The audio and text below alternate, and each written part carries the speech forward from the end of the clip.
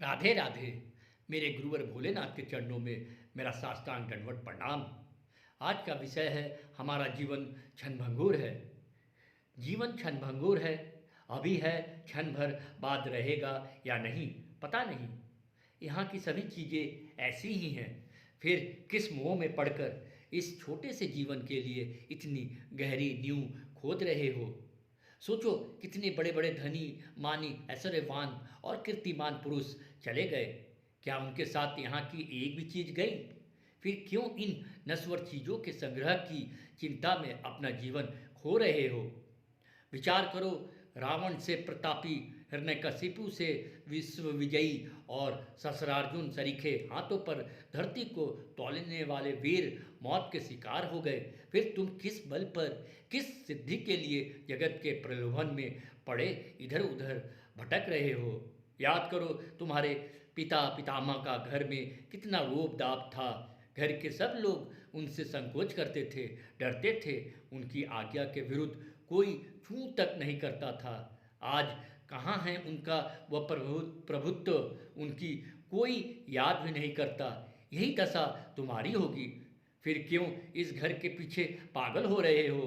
देखो, तुम्हारा यह यौवन, यह रूप, यह सम्मान और यह धन सदा नहीं रहेगा। ये सभी वस्तुएं नष्ट होने वाली हैं और तुमसे निश्चय ही इनका वियोग होगा। फिर क्यों इनके लिए चक्कर में पड़े पीस रहे हो? सोचो, यहाँ की 2 दिन की जिंदगी में तुम्हारा बड़ा नाम हो गया या तुम्हें लोग बहुत मानने लगे तो क्या हुआ? तुम्हारा यह शरीर और यह नाम जिसको लोग पूजते हैं और मानते हैं, कै दिन का है। फिर क्यों इस नाम रूप की प्रतिष्ठा में अपने को बर्बाद कर रहे हो? विचार करो, तुम्हारा जीवन तभी सफल होगा जब तुम इस जन्म मृत्यु के भयानक चक्कर से छूटकर अक्षय परम शांति को प्राप्त कर लोगे। असल में उसी सनातनी शांति को पाने के लिए ही तुमने मानव शरीर धारण किया है। यदि तुम उस ओर नहीं चले तो तुम्हारा जीवन व्यर्थ ही चला जाएगा। समय जा रहा है, फिर तुम क्यों नहीं चेत करते? याद करो, तुमने गर्भवास में प्रतिज्ञा की थी और रो रो कर भगवान से कहा था कि इस जीवन को मैं तुम्हारे ही भजन में लगाऊंगा, दूसरा कोई काम करूंगा ही नहीं।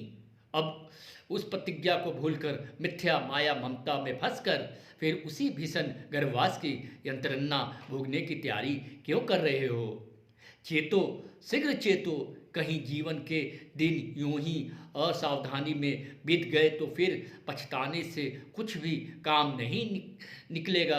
अरे, क्यों हाथ लगे स्वर्ण सुयोग को खो रहे हो? देखो, अब तक जो भूल हो गई सो हो गई, उसके लिए रोने से कोई लाभ नहीं है। जीवन के जितने दिन बाकी हैं उन्हीं को दृढ़ संकल्प करके भगवान के भजन में लगाकर जीवन को सफल कर लो। ऐसा अवसर बार बार नहीं मिलने का इस परम लाभ को प्राप्त करने में क्यों इतना आलस्य कर रहे हो?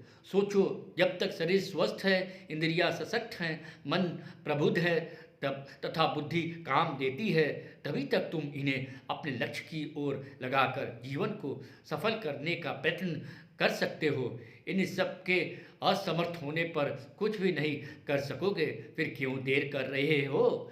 जय श्री राधे श्याम।